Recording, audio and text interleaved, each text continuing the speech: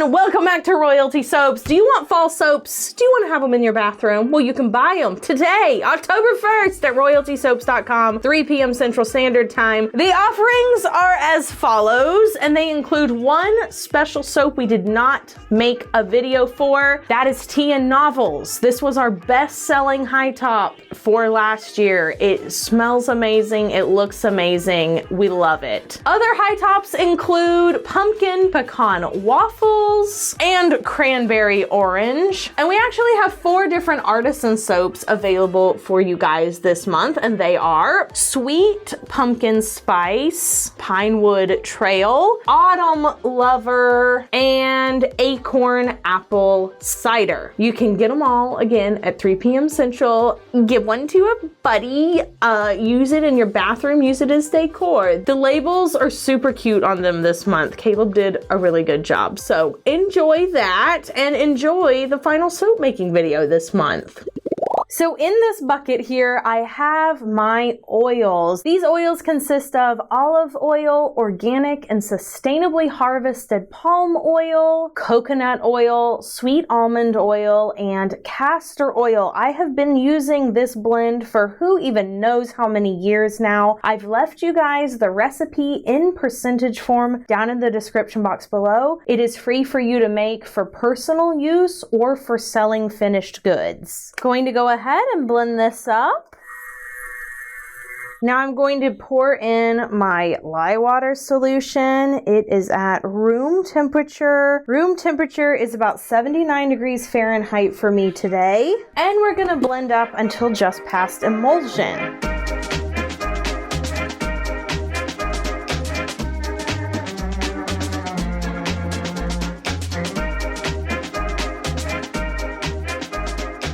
I'm looking here at my batter and can see that there's no oil floating on the top of the batter and that everything is incorporated. So now it's time to split off our colors. Oh, I've got some coffee beans in that. A little hint of what's to come. I've been asked plenty of times, how difficult is it to pour out of that giant slab container? And the answer is it gets easier with time, but when you first start, it is really, really heavy. So I'm used to it now, but it definitely isn't for the faint of heart. And sometimes it's easier to just kind of work your way up to lifting something this big. Starting with smaller batches is a great idea. All right, now 2 of these accent colors can be moved to the side, and we'll work with just this one right here. This fragrance oil blend colors to almost black. It is one of the absolute worst discoloring fragrances that I use, but it's so good that I come back to it every single year. So in this little container, I have dark brown oxide. This is from TKB Trading, and a little bit of mocha brown. Just gonna add that into my accent color. It's sitting nice and fluffy on the top, and we will pour in my fragrance. So this is one of 2 pumpkin fragrances that I'm using this month. Again, that discolors really, really bad, but I promise the fragrance payout is worth it. This is the best pumpkin fragrance I have ever used, and I use it year after year because everybody loves it. It smells like a mix between a pumpkin spice latte and like a baked pumpkin roll or a pumpkin muffin. It's delightful. Gonna go ahead and blend this in now. Very careful. Don't want that to puff out everywhere.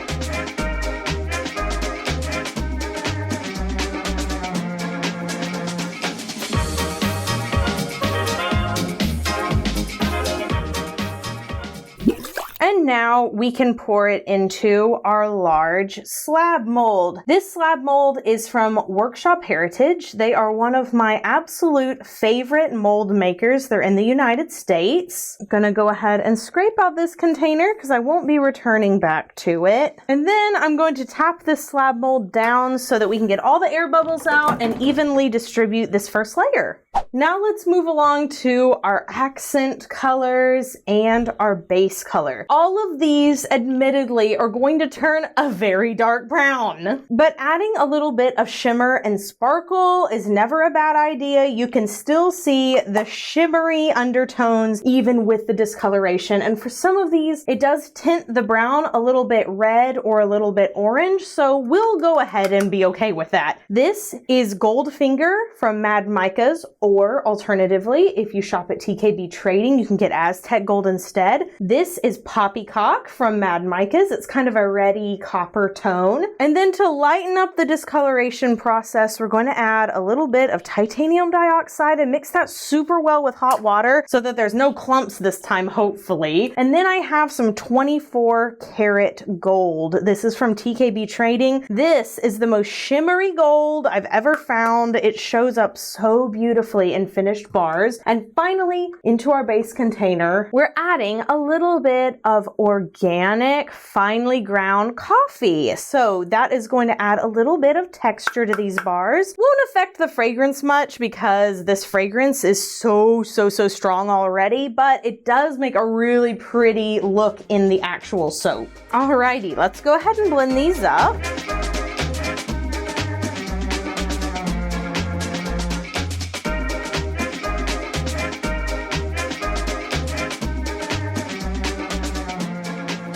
All right, let's go ahead and pour into our base container these two beautiful accent colors. I'm gonna pour most of it in. I'm gonna leave about this much in the container. Same thing, pour this accent color to the side here and leave this for the top of the soap. Most pumpkin fragrances that I have had the pleasure of working with over the years do tend to thicken your batter pretty quick. This is no exception, so I'm not gonna mix anything up. I'm not gonna swirl it. I'm just gonna take this and pour it straight into our slab mold. You can probably see that this brown has set up completely. So resting the tip right here on the side, I'm just gonna start by pouring in my soap batter. I am going a little bit slower at first because it's really heavy.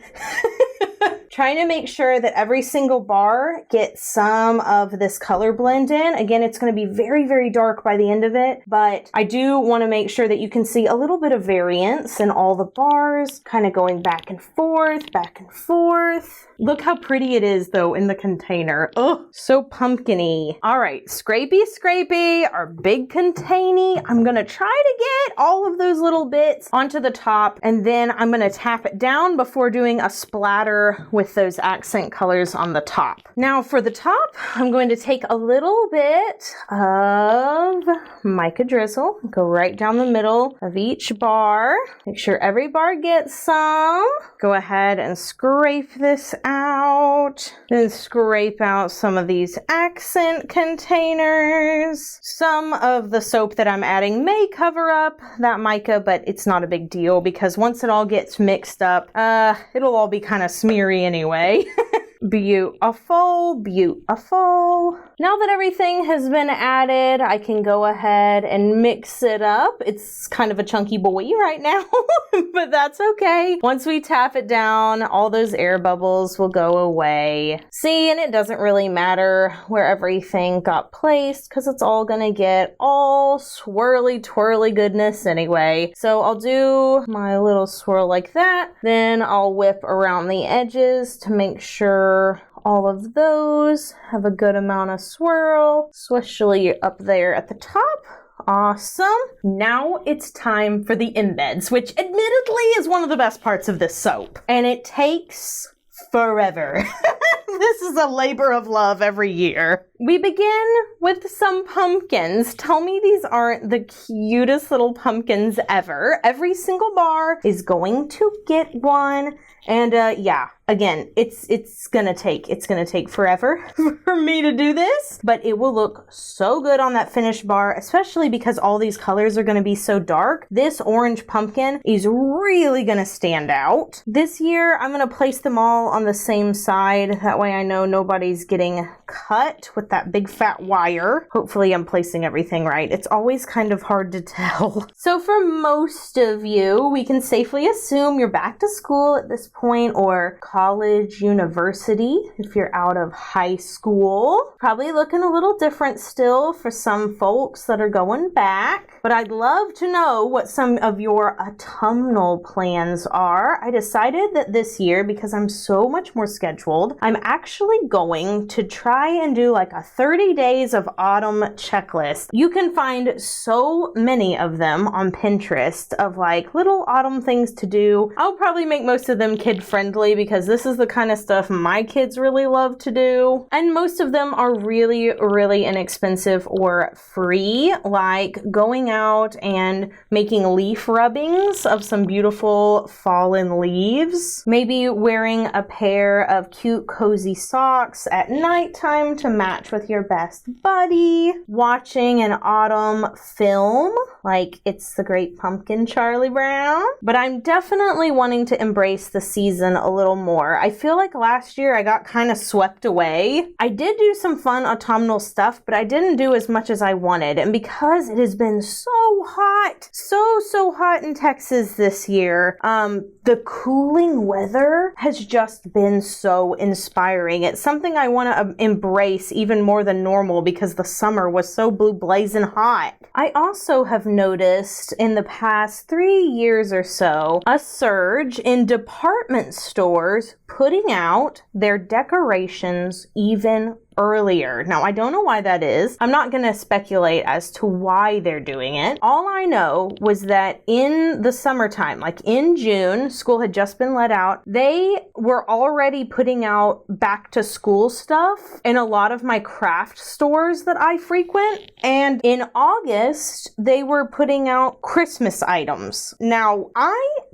maybe I wasn't aware, but after talking to other people that I know, we're convinced that this is like happening sooner, because I asked some people that would have been adults when I were children. I was like, Mom, like I asked my mom, I was like, Mom, it didn't used to be this way, right? Like I remember the department stores being a little ahead because you're obviously buying for anticipation of the next season, but this is another level, and I don't know why. I don't know why it's happening, but I don't like it, and it makes me feel rushed for the next season because I feel like I'm barely getting to enjoy the first one before they're like, okay, we're done with that. Buy stuff for this now. And then when I go to buy things when that season actually comes around, they're on clearance and completely picked over. So I feel like I'm being rushed, and it kind of messes up my internal clock for what time of the year it is. Okay, next up, we are adding some little coffee beans. Everybody's gonna have at least one, but I'm trying to put 2. Anyway, I'm just not about this new system. It's hard enough to feel seasonal as a small business owner because you're always having to work a season ahead of what you actually are so that all of your products can be finalized, you get raw materials in, etc. But this whole shopping for Christmas in September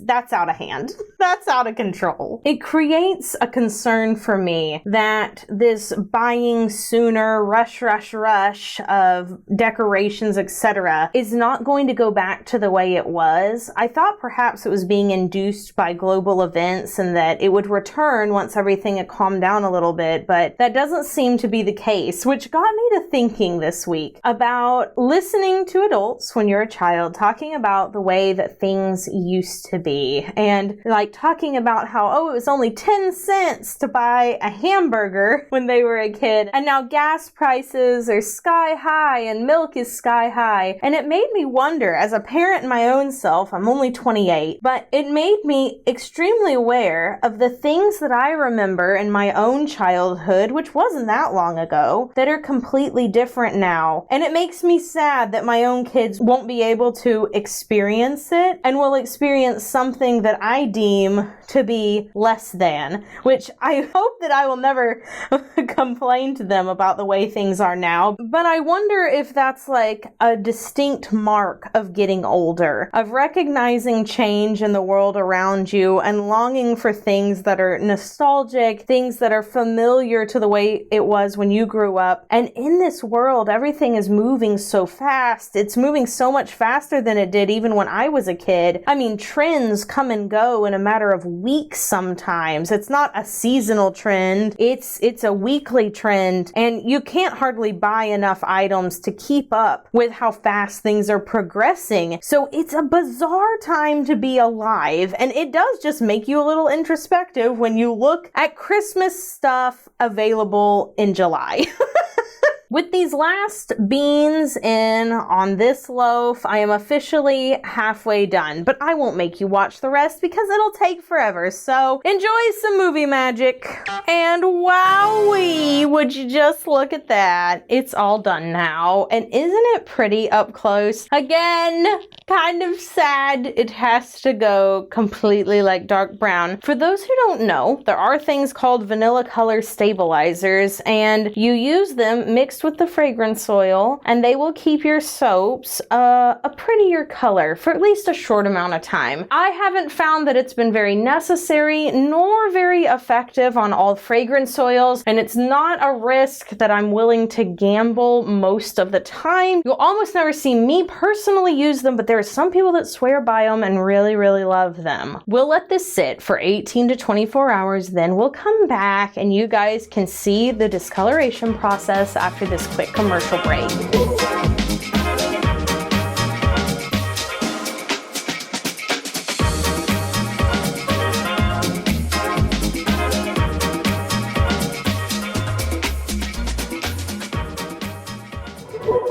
Our pumpkin spice soap. Let's just take a moment. Yes, look at it in all its excellent glory. The shimmers. It looks so glossy. It's just one of my favorites every single year. Bestseller every single year. I mean, Acorn Apple Cider beat it out last year, but like this is always number 1 or number 2 as many years as I've made it. I'm gonna press down gently.